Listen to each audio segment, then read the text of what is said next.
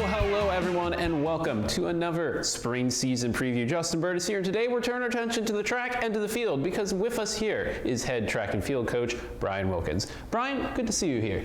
Great to be here. Excellent. Now, I would talk about the season that is coming up, but it technically has already started. So before we recap last year and get into this year, tell us a little bit about the marathon runners who went up to Sacramento. Yeah, so this was an exciting little adventure up the coast to Sacramento, and first time ever the marathon was held during the winter. Not the outdoor championships. Yes, typically it's a part of the outdoor nationals in the end of May, but they opted for a little better weather conditions this year. And, I would say so. The meet in December in Sacramento, so it was perfect. It couldn't have been better. We had 3 athletes that qualified. They took the top 50 best entry marks.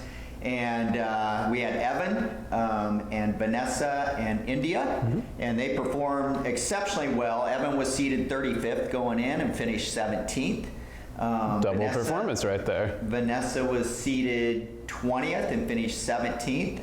And then India was 22nd and finished 12th. So she was just 4 spots out at All-American honors, top 8, but exceptional run for all of them. All positive, yeah. Yeah, we were really proud of them. And just a great way to kind of cap off the end to the marathon history for Vanguard, because as we enter into D2 next year, there will not be a marathon in the NCAA. So we've enjoyed the run. We've had, I think, 20 some athletes that have participated in the marathon over the last 30 plus years, and so a lot of rich history, but I feel like we finished on a really, really strong note with the 3 that ran in Sacramento. That is good. And by the way, this guy knows a lot about program history. If you want to figure out how to start a program history, talk to this guy. He's got it all up there or written down between the two. He's always on top of it for us. So more program history. You got a couple All-Americans last year at the Indoor National Championships, and then a few more in the Outdoor Championships. So let's talk a little bit about last year's indoor season first.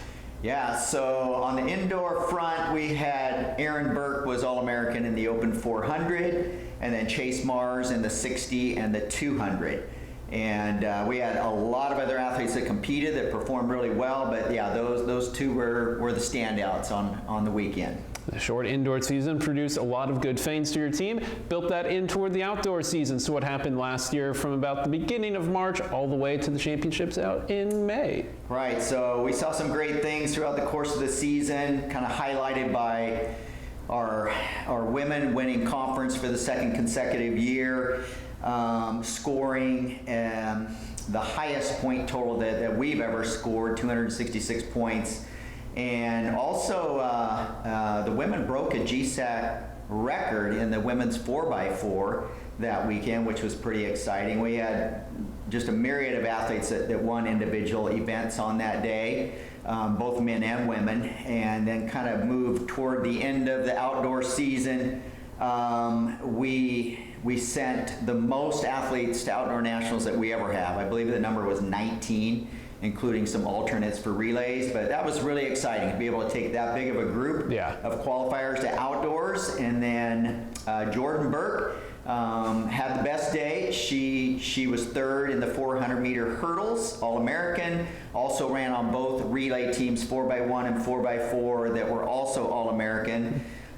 So yeah, the women's sprints just kind of tore up the track that weekend, and it was really, really exciting. But some great things. I mean, I could say a lot of great things about a number of different people throughout the season, but the women's sprints really was the catalyst for the GSAC title, as well as the All-American performances we saw, but everybody performed at a high level. Our women's throwers were exceptionally strong this last year. Jayla Butler kind of led the charge on that, and I believe she broke 2 school records. I was going to say, I just wrote just in writing the season preview, the shot put and the discus. Yeah, broke the shot and disc and tied the hammer school record as well.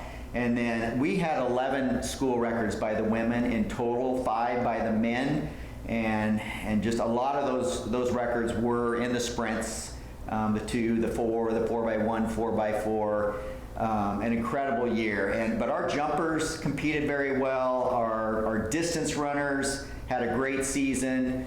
Our multi-event athletes did really, really well too. So There's a lot of people I could highlight, but for You've got a big team, yeah, exactly. But it was very fun to watch, and we got to write about a number of schools. Every meet, it was always Coach Bryan or Coach Showing going, these are the school records broken, make sure to highlight this, make sure to highlight that, and so that was really fun. But that's last year. Now let's get into this year. We'll start off with how many newcomers do you have, and break that down between transfer and freshmen. Yeah, I believe we've got about 12 newcomers, 2 of those being transfers and 10 freshmen. And what's the difference, men and women, about, or is it about yeah, equal? I think it's pretty equal. Okay, cool. Yeah. And so we're excited. It's a great group. A lot of diversity there with sprints, distance, some throws, some multi, some jumps, and hurdles. So we're really excited about this incoming class. And in addition to the talent that they're going to bring to the table, they're just great kids that are really going to help fortify and help us build our strong team culture that we already have. But we're very excited and we're very high on this incoming class. And then talk a little bit as well about the returners. Right. You've got a number of them, but just share a little bit here and there about who you got coming back.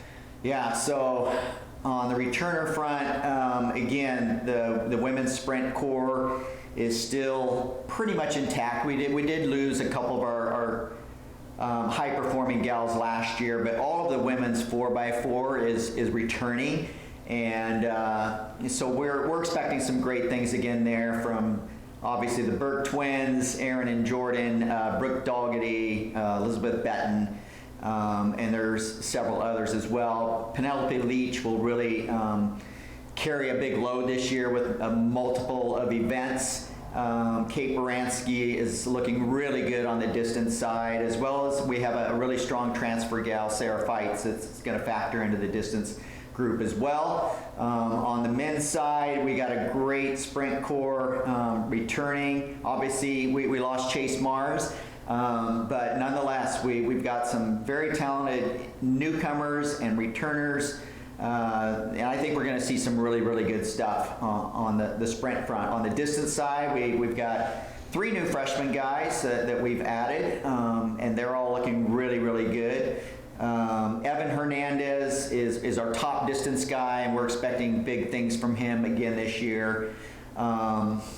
So yeah, we'll see what's in store, but our expectations are definitely high. And I think you were telling me the other day that you felt like there would be a little more depth addition, that it would be more complete across the field than highlighting just 1 or 2 events. Yeah, absolutely. This team has really good depth, and again, we're going to see the strength in all of the event disciplines. It's not, especially on the men's side, I think it's pretty even between our sprints and distance, multi, throws, and hurdles. Everybody's going to contribute at a high level. Yeah. Great. Well, sounds like a very promising start. We'll get to the schedule in a moment, but first, tell me about who your captains are, and then tell me about the theme of the year. Team captains are Blake Rodriguez, Justin Ramirez, and Chris Watson for the men. And then on the women's side, Penelope Leach and Carla Sanchez and India Morse. And then the theme of the year, what you got going on that front? Yeah, our theme is Glorify from Psalm 115:1, and we are really excited about this theme. We really want to just bring God glory in all that we do this season, especially knowing that this is going to be our final year in the GSAC, our final year as an NAI school. We've been talking a lot about what kind of legacy do we want to leave as a program this year. And yes, we want to leave a great legacy in terms of our performance and what we're able to accomplish within the conference and at the national level, absolutely, and we're going to work really hard toward those goals. But more importantly, we want to be remembered as a team that was uncommon, that was a team that really was Christ-centered, was very unified, and just glorified God in everything that happens this season, whether it be victory or defeat. We want to be people that just represent Christ and how we handle ourselves in every performance. We want to display great sportsmanship and character at all times. That's the kind of team that we want to be remembered as. You've come back and told a lot of great things about your team interacting with others across not only GSAC, but at other big events as well. So I think you're on the right track for that. I know you guys will give it all to God, because you always do. And let's see where they will be doing that, because you've got a nice schedule on both sides, indoor and outdoor. Indoor side, starting up at Claremont, and then listed out from there. Yeah, so Claremont this weekend, we're excited to get the season started. And then we're off to Moore Park College, which will be the venue for GSAC this year. So we're excited to be able to preview that venue. We've never been there before, but we've heard great things about it. But it'll give us an opportunity to just be comfortable with it prior to showing up there at GSAC. And then we're off to Westmont for a 2-day meet. It's multis on Friday, Saturday, with all the other events happening on Saturday, the 10th of February. And then we're at Concordia on the 17th of February. And then 2 weeks after that, we're indoor nationals in Brookings, South Dakota, back at South Dakota State University. One last time into the wintry cold then. But while those athletes are off competing, the outdoor season gets going, because you got to get out there and get the marks in. So where do the outdoor people go who aren't going to the indoors? And they'll all get back going after that. Absolutely. So that weekend right before indoor nationals is our first outdoor meet, and that is also at Claremont. And I believe that is the last weekend in February. So that will, yeah, like you said, will be the people that are not qualified for indoor nationals. And then a week after indoors, we'll be headed up to Occidental College for their invitational, followed by Point Loma, and then a meet at Concordia, then a meet at Pomona-Pitzer. And then 2-meet weekend will be at Azusa Pacific for the Brian Clay Invitational. Always a big one. Also, yeah, the Cal State LA Twilight meet. Under the lights, baby. Yep. And the reason for that split is that the Brian Clay Invite is qualifying standards only, so not all of our athletes will earn marks to that meet, so everybody else will compete at Cal State LA. And they're both great meets. And then following that is GSAC Championship, which will be hosted by the Masters University up at Moore Park College. And that will be a Wednesday-Thursday format this year in that last weekend of April.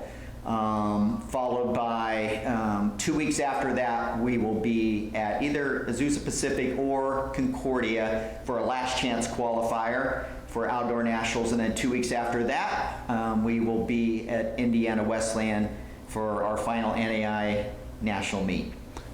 Before I get into that, at Concordia a couple of times. Any other events that Lion faithful from the local area should look at getting out to? Yeah, we would encourage them to come to any one of those meets. We love having people supporting us every time we're out there competing.